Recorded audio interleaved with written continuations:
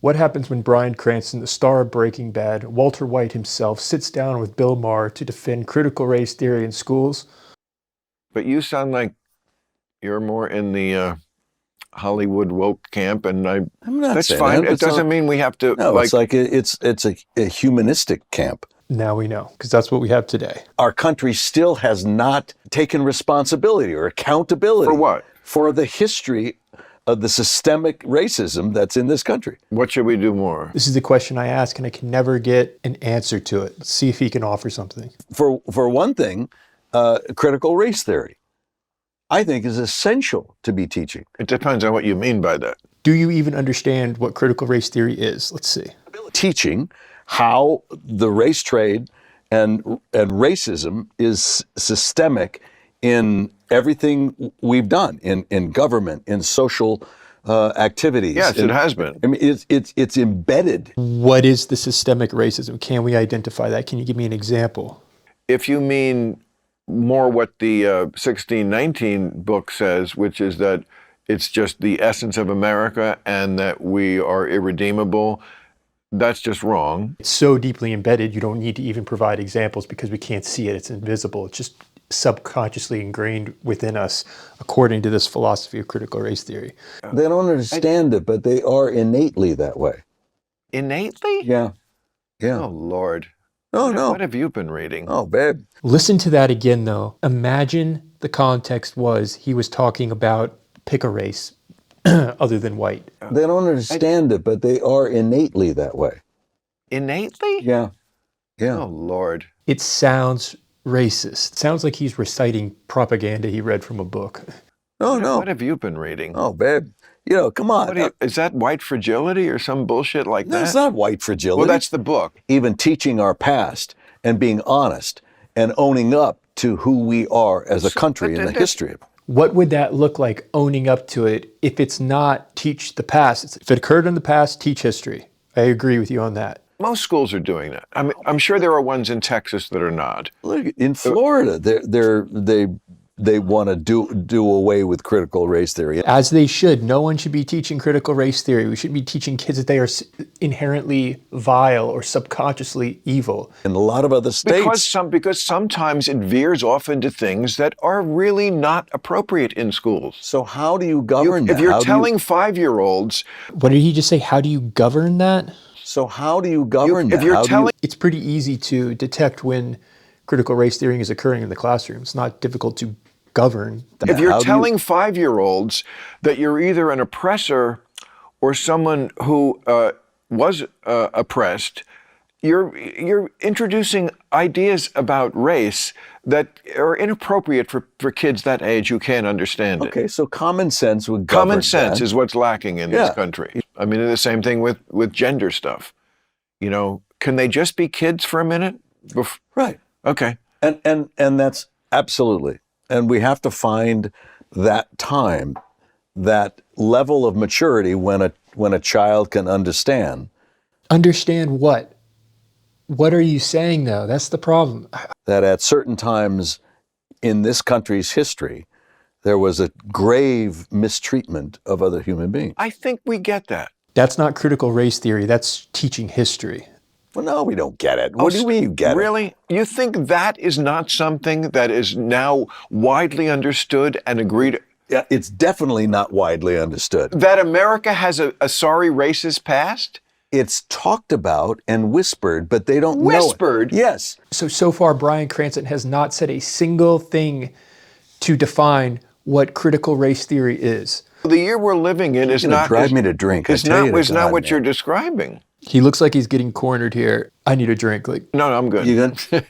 It's tasty, though. He's not doing well, and I think he can feel it. This is usually how it goes with these conversations. They just, upon closer examination, they crumble, and this is what it looks like. Because it's smoked and not steamed. Look at him trying to change the subject and everything. Yeah. Anyway, what were we arguing about? You were the one that was just talking about how it is essential that we have critical race theory taught in schools. Critical race theory, I think, is essential to be teaching. And now it's, wait, what were we talking about now that you can't back anything up? This is, I think, a problem with a lot of the left. They seem to be obsessed on the past. The past is important. It's not the only thing. They teach it like the Holocaust. Again, You want I to be think able to most teach it. places do teach it. There are places. No. It's a massive leap from teaching history to critical race theory is essential in schools. The people who are doing the teaching are of a generation that is not mostly interested in suppressing the past or being racist. I mean, I disagree with that. Disagree with that? Based on what? Who doesn't want to teach history? I don't. Well, then you don't watch a lot of the videos that they themselves post. They themselves. Teachers and educators. You can watch my videos, Bryan Cranston. I'll talk about this. They're hyper aware of race. If anything, it is injected too much into everything. I agree. I agree with that. But you sound like you're more in the Hollywood woke camp, and Oh man, you gotta love Bill Maher. Can't believe you just said that to his face. it seems like they feel like the worse I think things are, the better person I am. That's what I get from a lot of the left, you know. I think things are worse than you do, so that's what makes me good.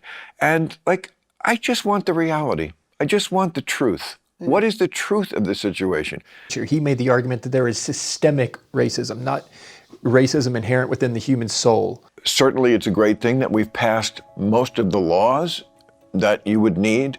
I mean, discrimination is illegal, has been for a very long time. When we talk about systemic, we're talking about policy, the laws that are in place, the rules that are in place that govern society. I mean, as opposed to these errors you're talking about when it wasn't even the law. Or because the laws have been corrected, they are no longer systemically racist in that sense. There are people who want to move forward without looking at the past. And when you move forward without looking at the past and course correcting, you're in trouble. But what does course correcting look like beyond what we have already done? Yeah.